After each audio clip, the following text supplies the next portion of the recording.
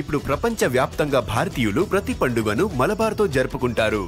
ఎందుకంటే మలబార్ అందిస్తుంది అద్భుతమైన అవకాశాన్ని. ఇది మీ పండుగలను మరింత ప్రత్యేకంగా చేస్తుంది. కాబట్టి ఇప్పుడు ఎక్కువ సేవింగ్, ఎక్కువ సంతోషాలు, ఎక్కువ సంబరాలు. ప్రతి పండుగకు Malabar gold and diamonds. Kurnool ఘోర ప్రమాదం నుంచి బయటపడ్డ ప్రయాణికుడు ప్రస్తుతం వేణుగోపాల్ మనతో మాట్లాడే పని చేద్దాం.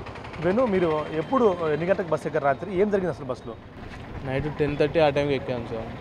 10కి వచ్చేసి పికప్ చేసుకున్నారు ప్యాడేజ్ దగ్గర, తీసుకొచ్చి 10:30కి బయలుదేరాం. 10:30కి బయలుదేరేసి వచ్చినాం. నైట్ 2:30 ఆ టైంకి అలా అయిపోయింది. 2:30కి జరిగింది అట్లా? 2:30 ఆ టైం ఎగ్జాక్ట్ గుర్తులేదు. ఫుల్ స్లీప్లో ఉన్నాం, ఏం గుర్తులేదు. అది అట్లా అయింది. మీరు లేచి చూసేటప్పటికి ఎలా ఉంది పరిస్థితి? అక్కడంతా బాగుంది, సౌండ్ వస్తుంది. ఏమైందని చూస్తుంటే డోర్ పగలు కొడుతున్నారు.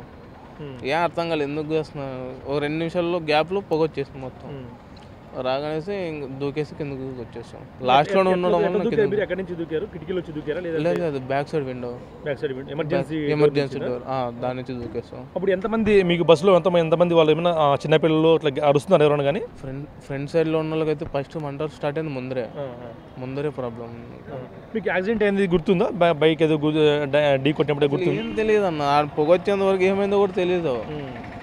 సౌండ్ వచ్చి పొగ వచ్చేంత వరకు ఏమైందో కూడా తెలియదు. అంతా నిద్రలో ఉన్నాం. మంచి నిద్ర టైం 2:30, అందరూ పనుకునే టైం కదా, అట్లా అయిపోయింది. మీరు బయటికి దూకినప్పుడు బస్సు పూర్తి మంటలు వ్యాపించాయి అప్పటికే? ఎంతను? లేదు, ఫ్రంట్ సైడ్ మాత్రమే అండి. లోపల మొత్తం పొగ వచ్చింది అంతే. అప్పటిదాకా పొగే ఉంది, కళ్ళు కూడా కనిపించట్లేదు, అంత పొగ వచ్చేసింది.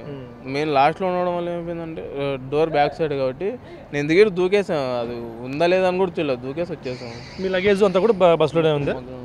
అక్కడే చేతి చూస్తున్నాం. గాయాలు కూడా అయితే వేణుగోపాల్ రెడ్డికి చిన్న చిన్న గాయాలతో తప్పించుకున్నప్పటికీ అదృష్టవశాత్తు తప్పించుకున్నాడు. కానీ మిగతా వాళ్ళు అయితే బస్సులో ఫ్రంట్ ఉన్న వాళ్ళంతా అప్పటికే వాళ్ళ గట్టిగా అరుస్తూ పొగంతో తప్పించి చనిపోయి ఉంటారు అప్పటికే వాళ్ళు. చెప్పలేమన్నా. డ్రైవర్ ఉన్నా అప్పటికి వెళ్ళిపోయిందా? నాకు అసలు ఏం తెలియదు, అనుకున్నా నేను దూకేసాం అంతే. లోపల ముందు ఉన్నారా పోయినారా అని కూడా మాకు తెలియదు. పోలీసులు మీ దగ్గరికి ఎన్ని గంటలకు వచ్చారు మార్నింగ్? నేను 4:30కి దూకేసి బయటకు వచ్చేసాం. 4:30 టైం ఎగ్జాక్ట్ గుర్తులేదు. బయటకు వచ్చేసి వేరే కార్ పట్టుకునేసి హాస్పిటల్కి వెళ్ళి చూపించుకొని బయలుదేరేస్తాం. ఏం పోలీసులు అడిగారు మిమ్మల్ని ఎట్లా జరిగింది ఏమన్నా? పోలీసులు మేము అప్పటిదాకా ఉండలేదు కదా, అవగానే మేము దూకేసి హాస్పిటల్లో చూపించుకొని బయలుదేరేస్తాం. చూస్తున్నాం వేణుగోపాల్ రెడ్డి చెప్తున్న పరిస్థితి ఖచ్చితంగా ఉంది. ఎందుకంటే అక్కడ ఏం జరిగిందో పూర్తి స్థాయిలో మాకు తెలియదు, ఎక్కడ కూడా ఏం జరిగింది అనేది కూడా.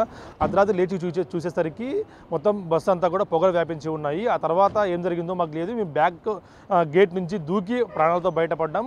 అప్పటికి ఫ్రంట్ సైడ్ మొత్తం కూడా పొగలు వచ్చి బ్యాక్ సైడ్ ఖాళీగా ఉండటంతో ఎమర్జెన్సీ గేట్ ద్వారా బయటకు చిన్న చిన్న గాయాలతో బయటపడ్డాం మేము. అదృష్టశాతం అంటూ కూడా వేణు చెప్తున్న పరిస్థితి ఉంది. Video journalist Prasad, big TV, Anantapuram నుంచి.